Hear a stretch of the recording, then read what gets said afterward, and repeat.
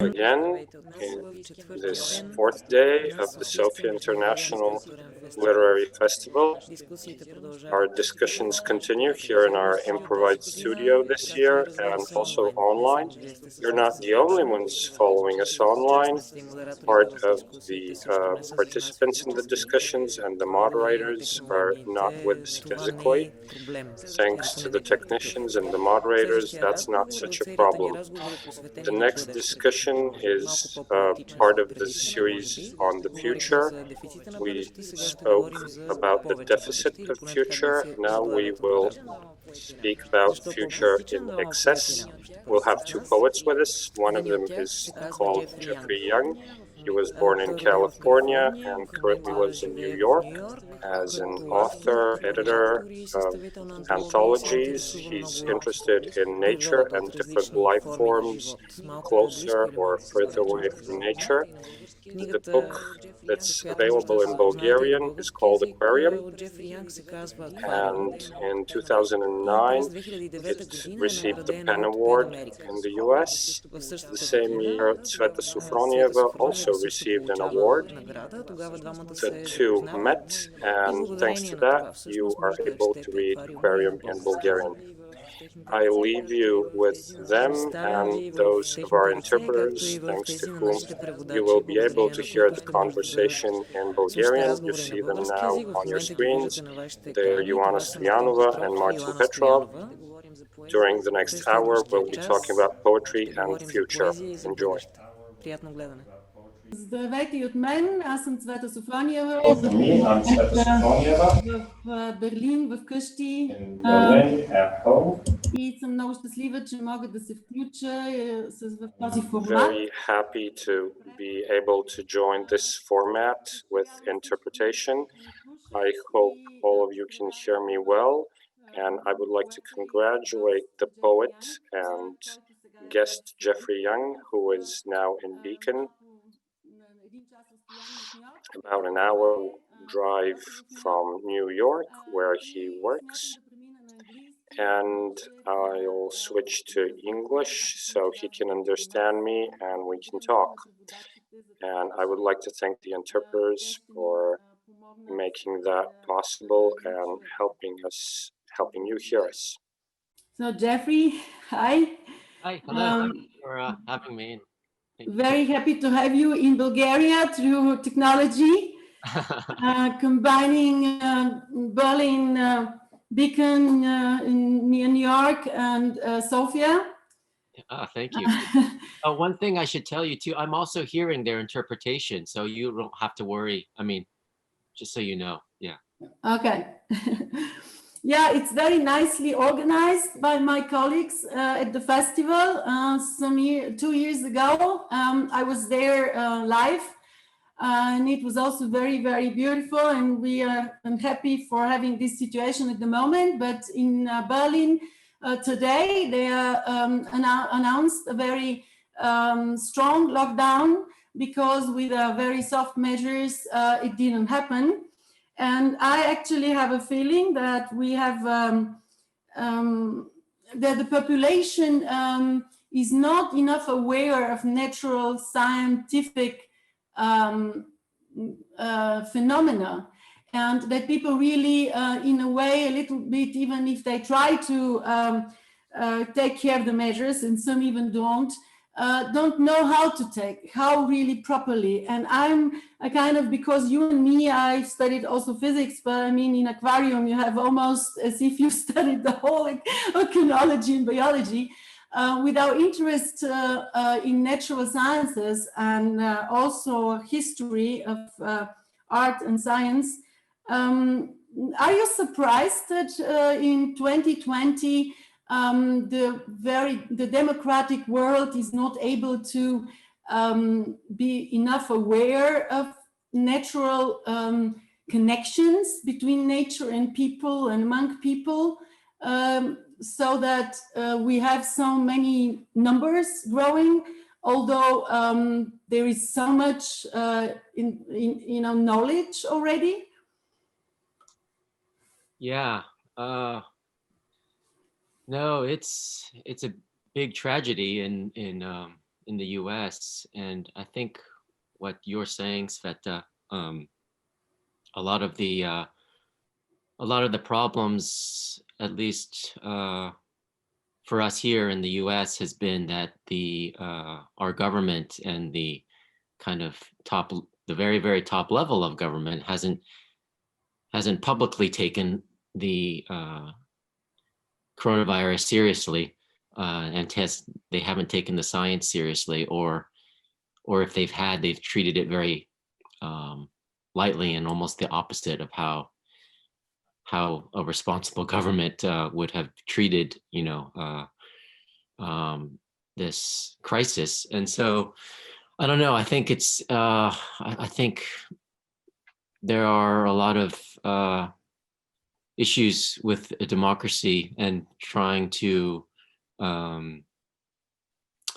it's always something that has to be worked at, right? And I think the people in our government, the president and right now hasn't been able to listen at all and understand what needs to be done. And so now we're actually in the same way. There's a big increase in many parts of the U.S., especially in the Midwest.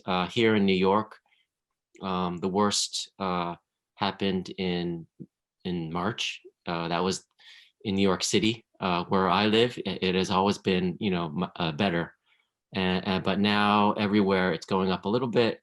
And so even now we're having some measures up where we are in the city. They just shut down the restaurants, eating inside, and so it's a big worry for this winter. But it's just it's completely crazy, because still the president and his supporters are not addressing that at all. And so it's sad. But here we have in Germany, let's say, and also in most of the countries in Europe, there was enough awareness and a lot of measures from the politics. But I think that where we really fail is understanding of normal, just huge population on the level of, so it is a matter in a way of not enough, and that's what our work is related to as poets. And I guess the festival now with this topic wants to put attention on. We need more more connections, more awareness about the connections between things in nature and also between people. And in a way, what fascinated me to translate, to start translating Aquarium when we met many years ago. I'm so happy, actually, the virus helped me having time at home and not traveling all over with readings, so I could do this, finish this project. But what fascinated me, and it continues to fascinate me today, when I edited it and gave it for print, is that you make exactly this connection between natural phenomena we are very little aware of, natural phenomena we very well know. So the whole compact knowledge of natural sciences in there. And then you make the connections to the history and to the whole diversity the world offers as cultural contexts. And what I see if we talk about more future, and we have it also more future for poetry, or the future of poetry, how we deal as poets, what do we do in life further, so that yeah, it's not only in our own mind what we do. In a way, in a time of quantum mechanics, genetics, pandemics, and anything, poetry cannot anymore remain in a kind of a shell of itself, and needs to show these connections and incorporate complex knowledge. So poetry becomes more complex in a way itself, and also can transmit some knowledge. If people cannot read enough about immunology, about viruses, and exact function of vaccines, or about physics and how satellites exactly work that we now talk, they at least can, through the feelings that we have in these poems that have this compact knowledge from the cultural background that we breathe in as poets, they can have more kind of access, so that it comes through the artistic artistic communication, through the poetic communication. And I think that maybe we should offer the people, at least in the beginning, already some poems, viewers, because already with the first poem, Abalone, you have incorporated a lot of knowledge that came into archives in the beginning of this century in California, about the first investigations on this creature. And then yeah, so we could maybe start. I think people expect poetry, but they know that poets talk. So please read. We've agreed that we read like 5 poems each, and if you read them in English, I will then read them in Bulgarian. But I will say this so that the translators, the interpreters, are not in a chaos that we poets always create. Okay, Please. sounds good. So I'll read. I'll read these 5 shorter poems from Aquarium, and you make sure I have the right ones. Abalone. Abalone rumsen aulon. Aristotle oriform. Costanoans cultivated. Bruegel painted. Awabi Asahi dove for on September 12, 425 AD, to please Emperor Ingyo, but was pulled up dead with one clutched in his hand. Iridescent pearl, nebular swirl, meat all muscle, tastes like rubber. Its gonads a delicacy. Now universities are funded to study its armor. All earthly roads lead to war, but remember, haliotis are hemophiliacs. Once cut, they bleed to death. Watch your heart. Dinoflagellate. The glow of crashing waves at night is caused by dinoflagellates. In great quantities, they cause ciguatera and red tides. Without them, the sea would die. Some causes are invisible to the naked eye. Strive for equilibrium rather than neutrality.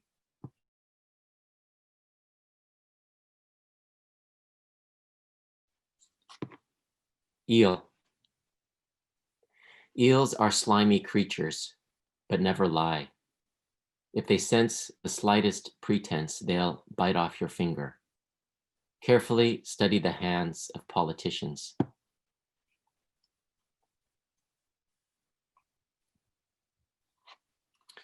Manatee. Manatee, Carib, Manatee, Mammary, Olmec Sanctuary. Guyana girl's grief morphed water cow. What terrors unleashed on cows to manifest mad cow. Gentlest of creatures, Colombo's sirens, Colombia's most peaceful town. Manatee, the world's happiest vegetarian. Skins home to algae and barnacles. Mother's nurse for 24 months. Immune systems inimitable. Brain contains more gray matter than humans. Homo sapiens, their only natural predators, yet they welcome us with open limbs. O great ancestors, teach us how to love our enemies.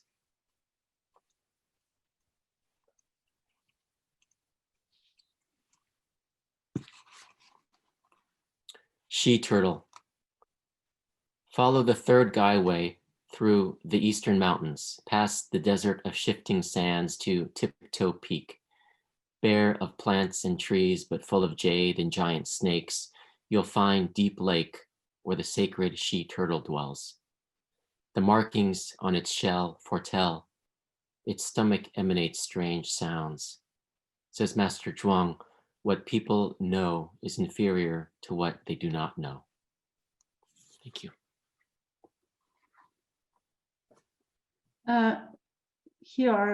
Тук са, сега ще прочета аз на български същия този блок от Спец. Now I'll read the same poems in Bulgarian. Абалония, Румсен, Аулон, Аристотел, бе морско ухо, костаноините го култивираха, Брюгер го рисуваше. За него Аваби Осаки се гмурна на 12 септември в лето от 425 преди Христа, за да зарадва император Нгуйо и изваден мъртъв го стискаше здраво в ръка. Блестяща перла, мъглевинен фартоп, мускулно месо с вкус на гума, деликатес конади. Днес университети изучават бронята му, всички земни пътища водят до война. Не забравяй, калиотите са хемофили. Има ли веднъж нараняване, кървенето е до смърт. Пази си сърцето. Дино флагелат. Светенето на разбиващи се вълни нощем иде от дино флагелатите. Много на брой те причиняват зиглатера и червени приливи, ала без тях океанът би загинал. Не всичко се вижда с просто око. Да се стремим към равновесие, не към неутралност. Змьорка. Змьорките са хлъзгави създания, но никога не лъжат. Щом усетят и най-малкото преструване, направо ти отхапват някой пръст. Внимателно оглеждай ръцете на политиците. Кси Костенурка. Следвай третия път през източните планини, премени пустинята на преместващите се пясъци до върха на пръстите, беден на треви и дървета, но богатски хлибари, гигантски змии. Там ще намериш дълбокото езеро, където живее свещената Костенурка. Белизите на черупката й предсказват, стомакът издава странни звуци. Учителят Джуанг казва, това, което хората знаят, е по-малко значимо от онова, което не знаят. И моля да ме извините, аз отивам на предпоследното стихотворение, което случайно просто в листовете си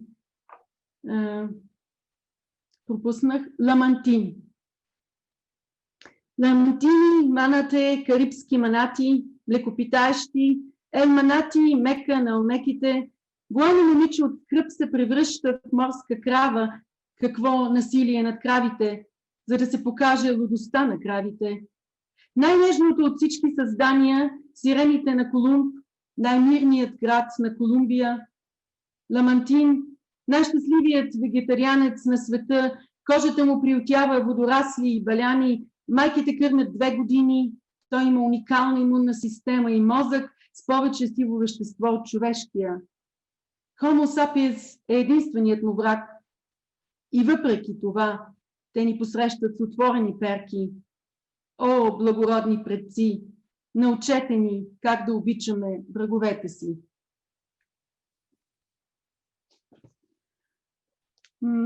Може би сте усетили преди да отида... Perhaps you felt before I switch back to English, dear listeners, how much of the words in the poems we selected as more easily understandable are names of Indian tribes, of places.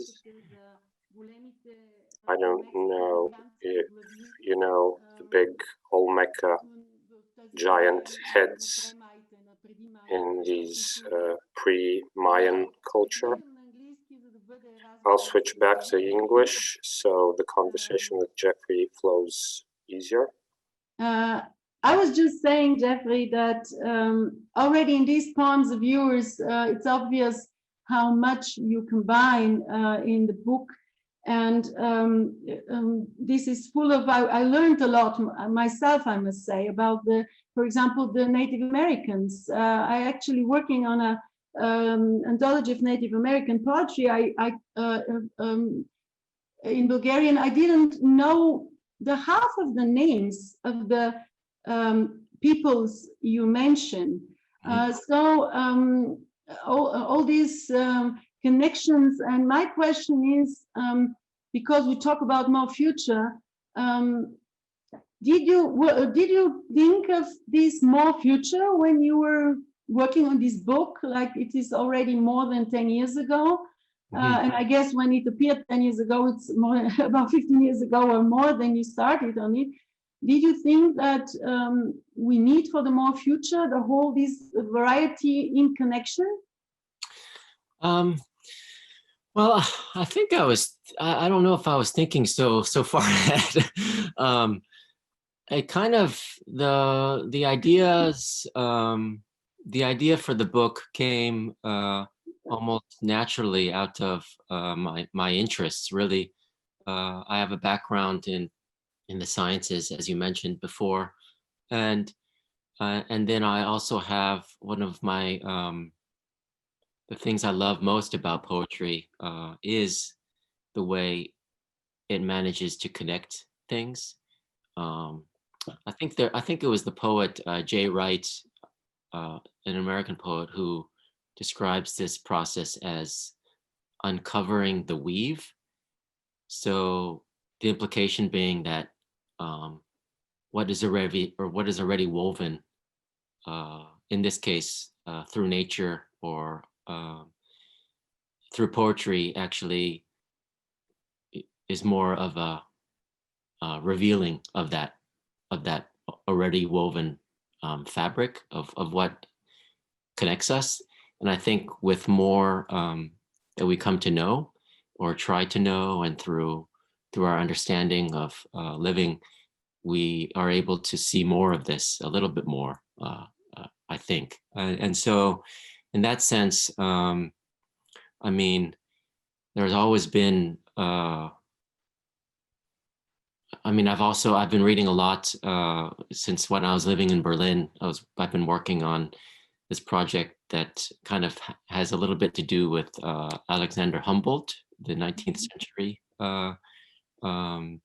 naturalist. And, you know, he was very much similarly then all of this scientific and natural knowledge. And with poetry, I feel like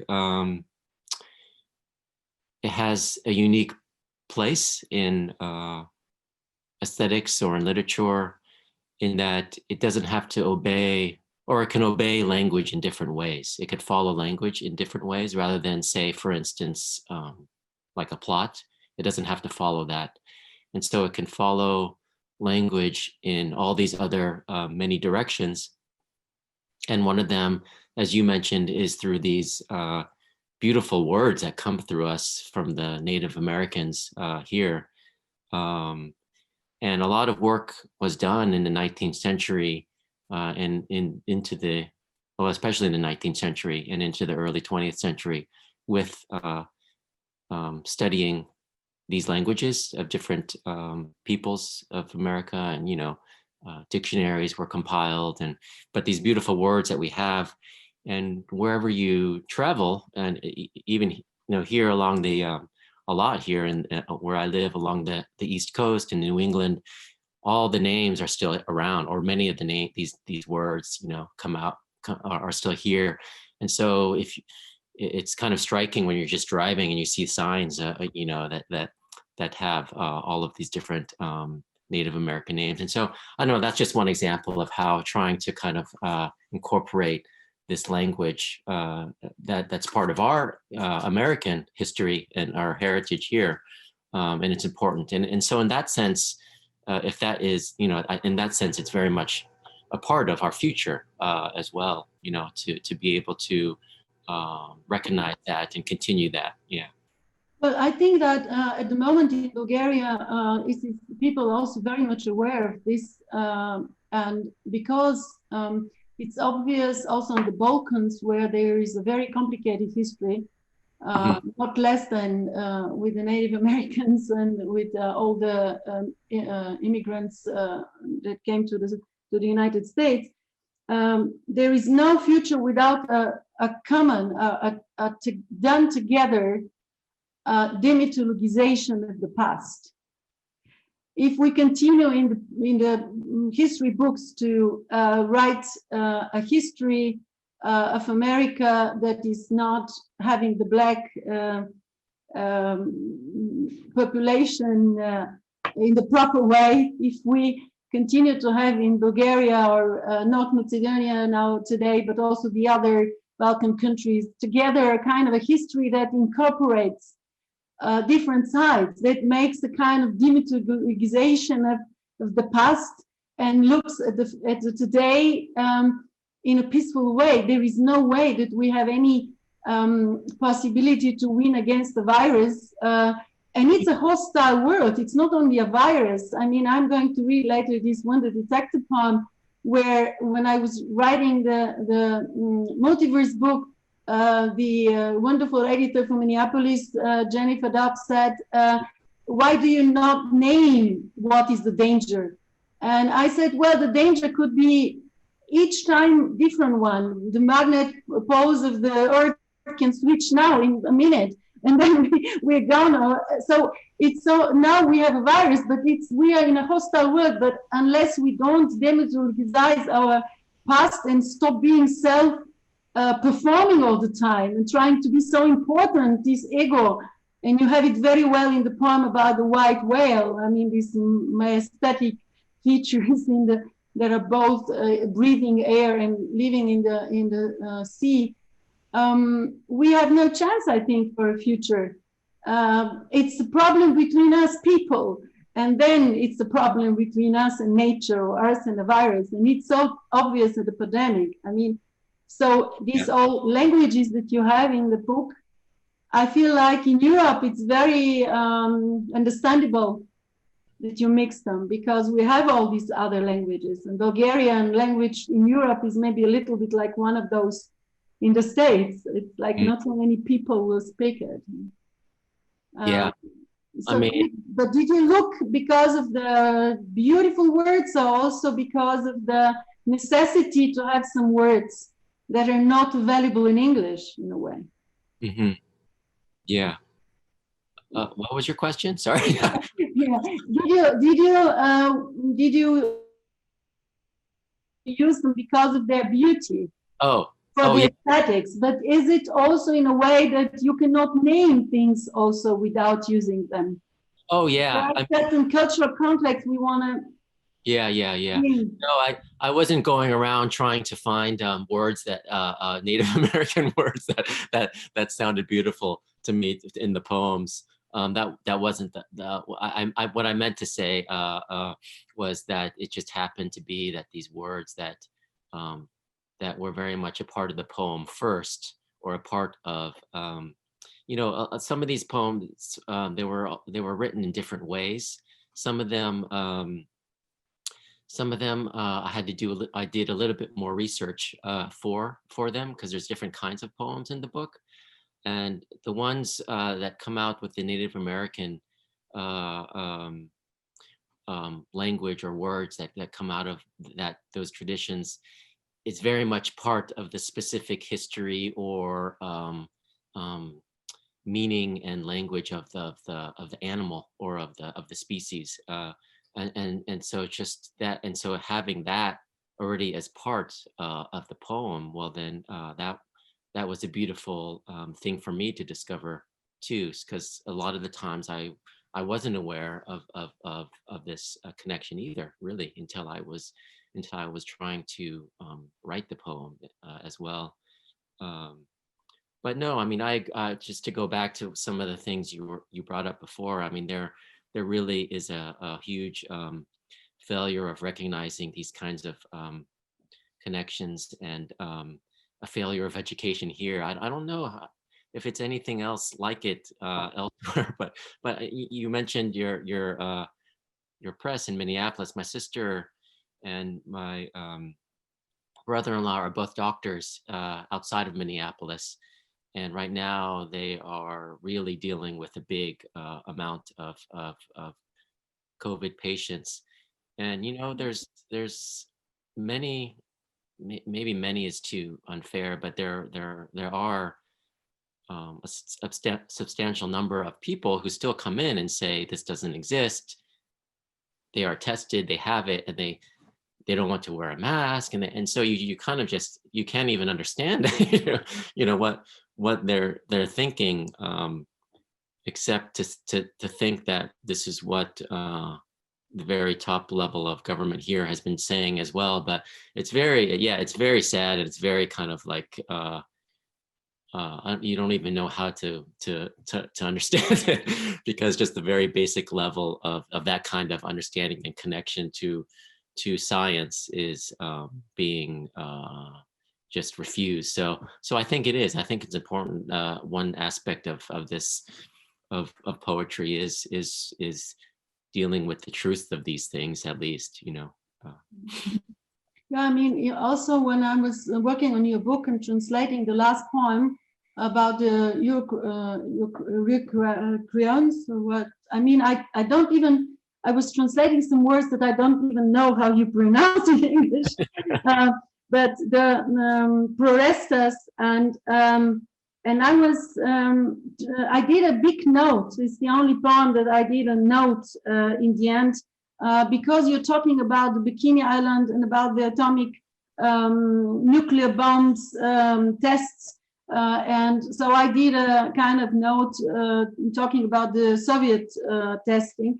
And the point is that even if the politicians talk, whatever the politicians talk, we have still to think about how things really are, because I'm a little worried now as somebody with physics and immunology as a background, that we have these lamps that are having less electricity, but it's very difficult to store them as garbage. And we have we talk about the electromobile cars, and in the same time we ignore that we don't have enough material for that.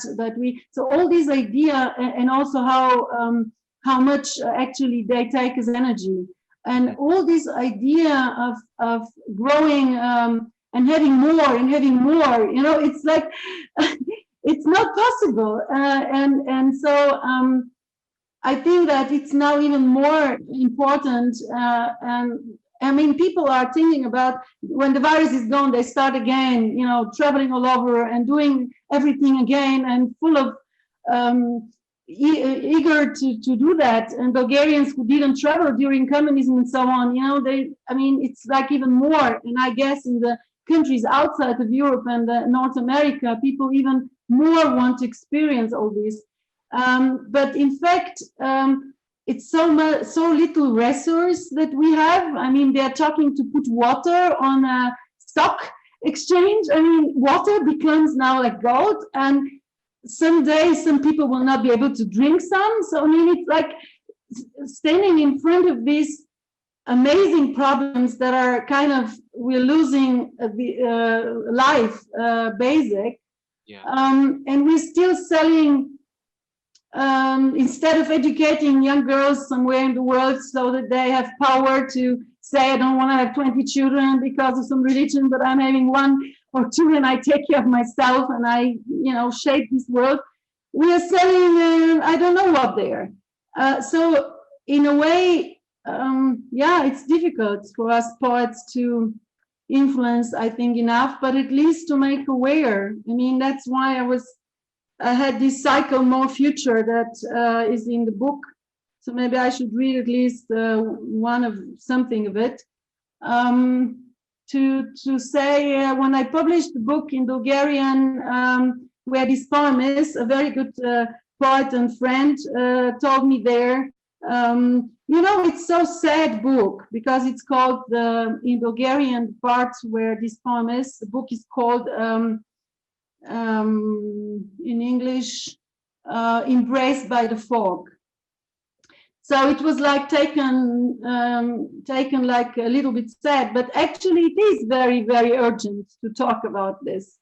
And yeah, I mean, I felt that in Aquarium already many years ago, you put both the danger of where we are going to, and in the same time, maybe the solution, using all these many languages, many cultural contexts, and many knowledge paradigms. So I think actually Aquarium, and I hope I also do it with my work in poetry with all these last decades, but I think that Aquarium today, and I hope that the Bulgarian listeners now who are with us will look at the book, gives kind of this aesthetic of the Anthropocene, is very multilingual, multi-paradigmal, and not in and making the connections, multi-connecting, and not like the ghettos of disciplines, the ghettos of languages, and of the ghettos in the cities where there is no enough communication. And do you talk about these things in as editor? You are also editor of many other poets in your everyday work. Yeah. What are the books that you choose now at the moment this year? What did you sell to the Canadian on Friday when we couldn't meet? What is now, so to say, in New York the aesthetic? Yeah, you like. Yeah, so I edit books for New Directions Publishing, and I also edit some books for New York Review Books still. And what Tzveta was referring to was we changed our Canadian distribution recently, and so we every season we have a new list of books, and so we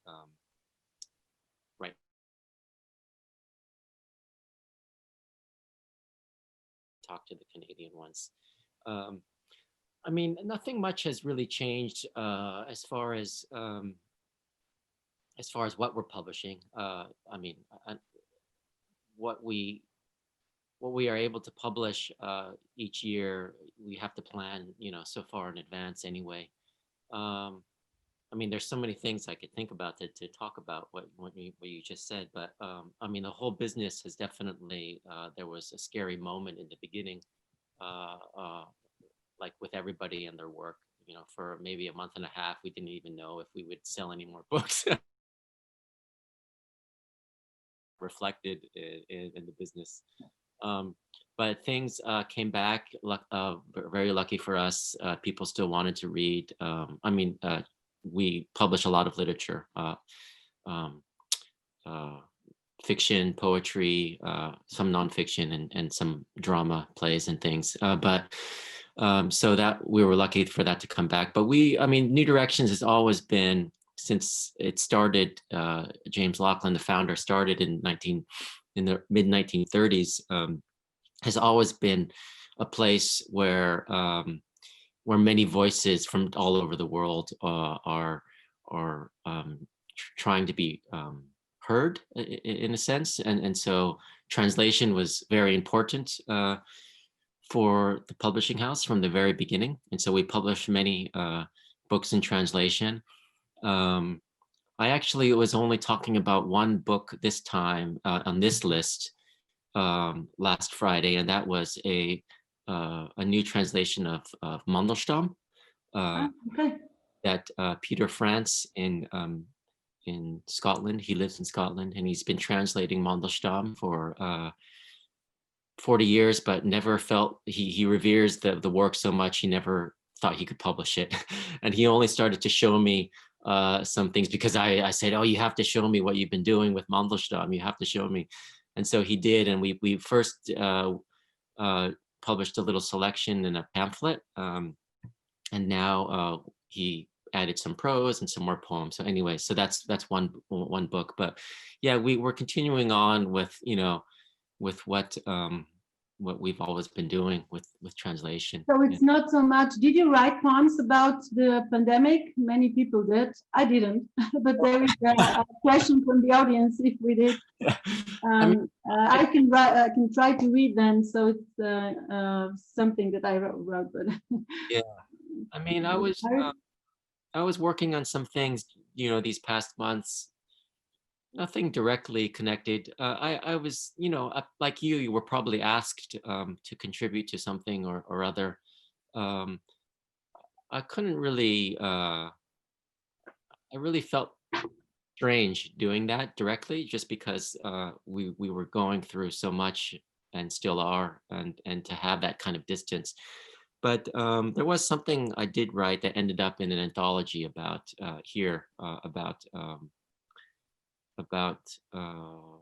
seclusion and corona in a way, but it was very oblique, and it was something that I had been writing anyways, a poem for a long time, and I just happened to refocus my attention on it, and it had to do with actually relates to what we're talking about. It has to do with a cemetery in our town that you can't really find it unless you know about it. And it's a cemetery that's connected to a prison that is also on the edge of town nearby. And there, the cemetery was connected to the asylum that used to be the prison. And so there's all these stone graves that either just have a number on them or a cross, or in another section there is a section of the Star of David in rows. And it's a very special, I mean, it's a special place because it's kind of hidden, but it's also a very forgotten and neglected place. And then they started to use that cemetery again to bury prisoners who had died from the coronavirus and from other prisons and stuff. And none of this was public. And so anyways, so that was just that's pretty much the only thing that I was doing. But no, I mean, it seems like everyone's just trying to survive right now, you know, with all the different things going on. Yeah. But maybe you want to read some of your poems first. Continue. Well, yes, we are running in the hours. Let me skip the first one we talked about. I know that you like Hurricane in Zambia, but okay. I think we have some questions, so let me read shorter. Okay. We'll start with Fourth Dimension, and I will switch now to Bulgarian and read them, and then yeah. Okay.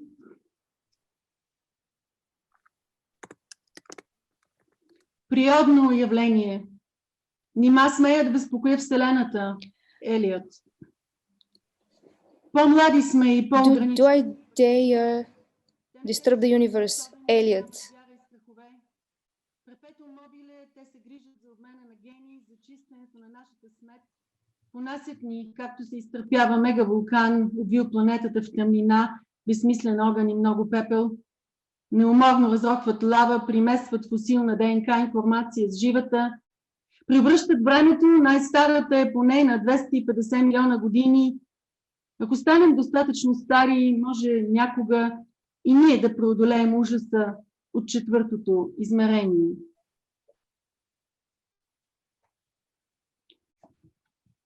От цикъла повече бъдеще. Първо. This was a poem from the More Future cycle. Възраждане на света от сметта, метогенни създания, ядящи пластмаса, олеофобни, естествено наличие, анахроничност, друга еволюция. Детектор на чудеса. Детектор за потайна материя, Homo ludens обича играчките, плазмени топки, прегръдки на светкавици, чрез гравитация, галактиките с говорна дружина, говорчивостта играе следователно някаква роля. Все играем един срещу друг, малко остава до смяната на отбори и събития, колко малко е малкото е 95% тайна, следователно тайната все пак определя мултиверса, тъмна амбиция, любопитство за новост, гони, разделя, раздалечава, но всичко остава свързано в тъмната субстанция на желаните явления, документирани от цензура за естетика. Бъдеще след 3 секунди, които мозъците ни единствено приемали за настояще. Мирис на дърво, вкус на чай, стих, приятел, идея, дъх, сбъднати мечти, нови мечти и да се хванем отново за работа. Може би все пак има време, като гледам времето за 1 минута, да се върне към едно. Perhaps we still have time to go back to a poem that Jeffrey likes, one of mine. It's about Tembryo. Не се свличат се църквите, отдавна забравили да обичат морето, танцуват по крилата на мелницата водорасли, движат я по-добре от вятъра. Туристи се крият в курорта наблизо, брегът намагнетизиран от сблъсъка. Акули гризат пясъка за нощна закуска и оповестяват, пълнолунието е отменено. Луната се крие в пелените на бурята, сред мърлеви облаци от пара и раци. Ние чезнем във въртопа на чувствата, при който древните камъни се отместват. Не се върне, дочака да бъде бавно погълнат, сам се втурна, разляса в морето. Дълго ще търсим следи по пясъка, които доказват някакъв смисъл. Аз мисля, че сега Джефри ще ги прочете на английски. I think that Jeffrey is going to read those now in English. So can you maybe read them now? I read in the end Miss Ambria. I hope that time is enough for the English also. Oh, you read the very last poem you read was? Yes. Yes. Okay. Great. So these poems are translated by Chantal Wright, and I'll start with the 4th dimension. No, the 4th dimension I translated. I mean, only the Hurricane in December is translated by Chantal. Ah, okay. In Good this book, I did a lot of. Oh, that's interesting. Okay, great. Yeah. The 4th dimension, the epigraph is by T.S. Eliot. Do I dare disturb the universe? In the slow violence against rivers and oceans, and the responsibility of humans for themselves is missing. We are younger and lazier. Bacteria do not consider themselves the elite. They have no fear and need no faith that lets them assume they are special. They take care of us. Their vehicles for gene exchange clear away the remains we amass. They endure us as if we were a volcano that for a short time wraps everything in dust and twilight. They relentlessly loosen lava rock, mix fossil DNA with the living. They rebuild time. The elderly ones since 250 million years, perhaps in the fullness of time, reaching grand age, we also will embrace the 4th dimension.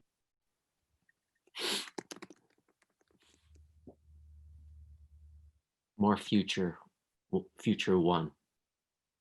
First possible future. World's resurrection from trash. Methanogenic archaea. Plastic-eating creature. Natural stock. Anachronic. Other evolution.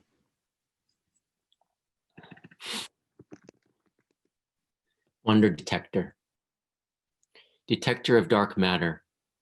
Homo ludens loves toys, plasma balls, flashes of light, embracing.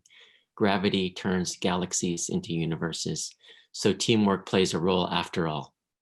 We constantly prefer to play against each other. Soon we will face a switch in the game, but exactly when is 95% secret. So secrets, curiosity, and dark ambition are driving it. Still, everything stays connected, embedded in the dark substance of our wishes, documented by the aesthetics censor.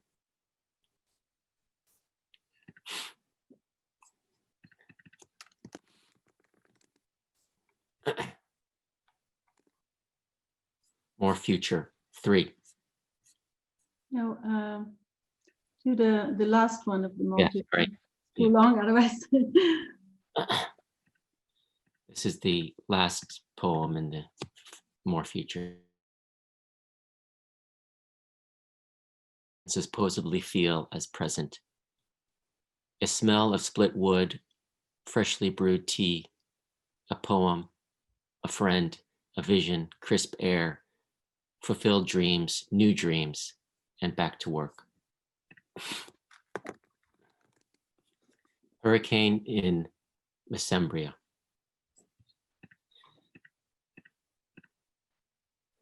Nisibar is exploding, the churches are crumbling, and have long since forgotten to love the sea. Seaweed waltzes on the windmills, paddles, propels them faster than the wind. The tourists hide in a nearby resort. The beach is magnetized by its encounter. Sharks gnaw at the sand for their evening meal and proclaim, the full moon has been postponed. The moon hides under the veil of the storm. Within dirty clouds of haze and crabs, we pale in the swell of feelings. Even the old stones shift position. The Sibar didn't wait to be swallowed by degrees, threw itself into the sea, will go on seeking clues in the sand that point to meaning. Thank you. Thank you. That was wonderful, yeah. We have a question from the audience that's maybe related to all this, my appelling back to the work, to work and about the meaning. And the question is, I try to translate well, that if we think that it's possible to live isolated out of the big picture of the world in a kind of a own personal space of poetry, which is not related to the problems of the planet.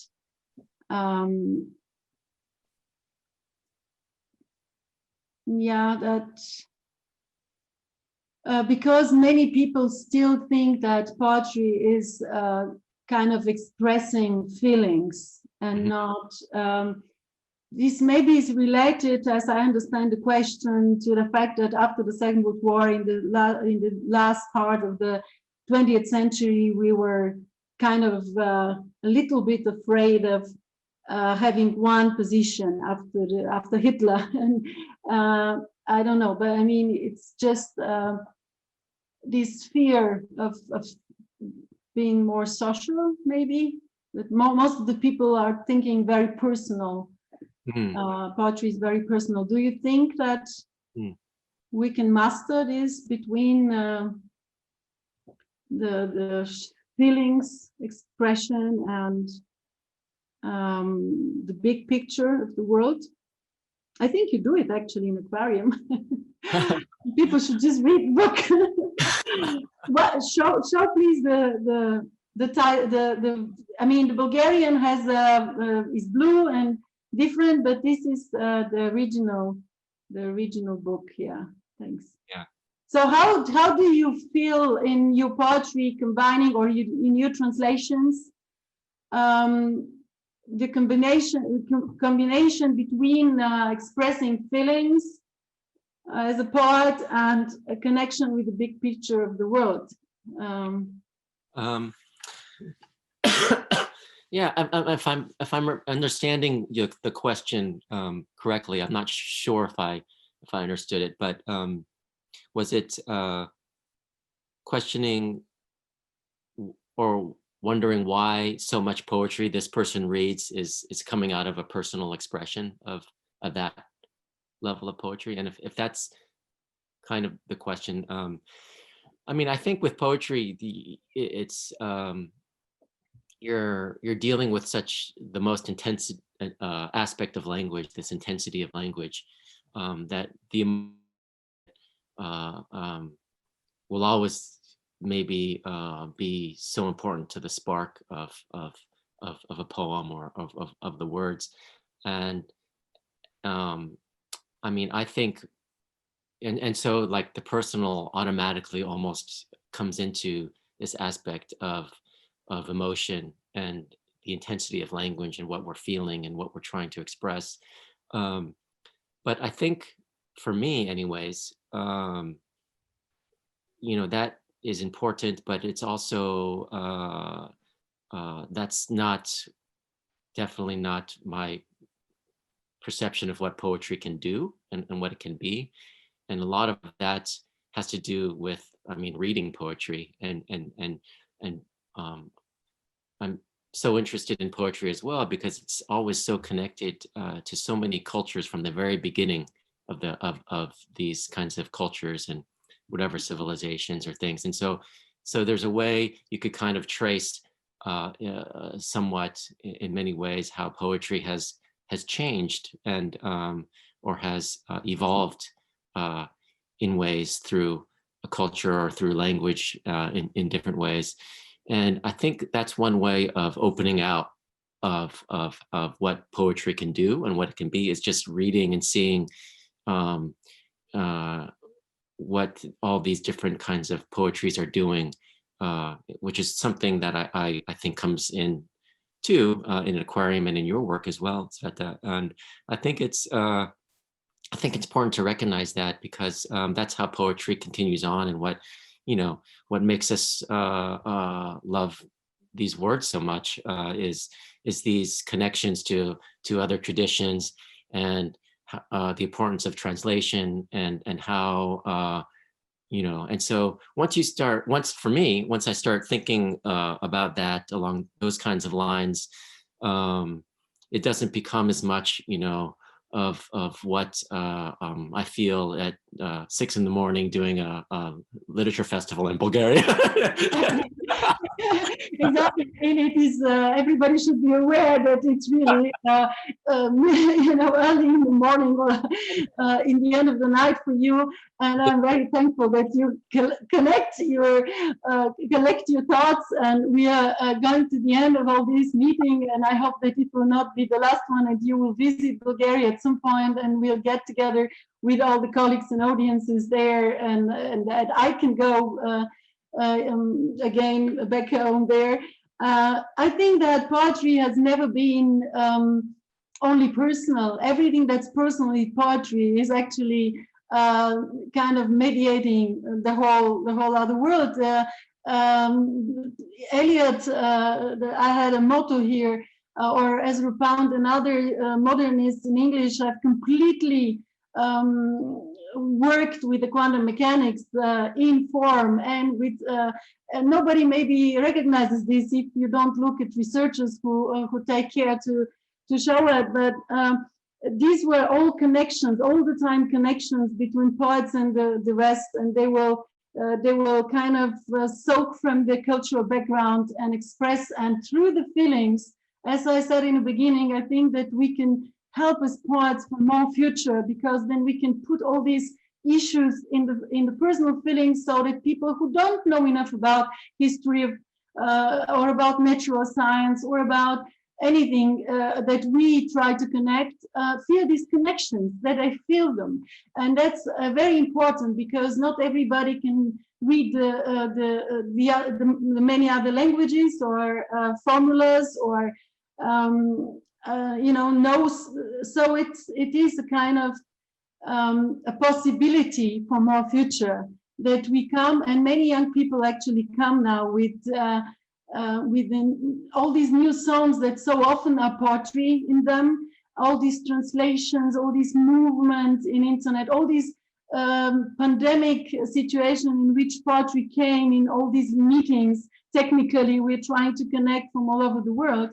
So I think that it's very needed. The poetic feeling or thinking is needed. And yeah, I think that we are doing it without to think about it so precisely. We're not talking about the world, but it is there. So yeah, I mean, it's and the more future for me is really to make that we make aware of the connections and of the needed complexity of thinking about phenomena and about things that happen in our personal life, because it is a very complex life. So we cannot escape of the complexity that we have. And so we can only in a complex way think of it and solve it together, as I insist on that very much in the last poems I wrote, yeah. So it's so great that you could join us in the very early morning, because I guess it's very foggy over the Hudson River, as it is in Spree. I mean, here it's the middle of the day, it's a little bit bare, but I don't know, the colleagues should say how the weather in Sofia is, and if they enjoyed talking to us. Yeah, thank you. I don't know how you knew it was foggy. It's been strangely foggy. Well, early morning in December, Hudson River. How did you see the questions? They send it in a chat. So they're very organized. I mean, I thank you very much, the organizers of the festival and the interpreters, for making for such a short notice this very good organization, so that we could be with you. Yes, thank you.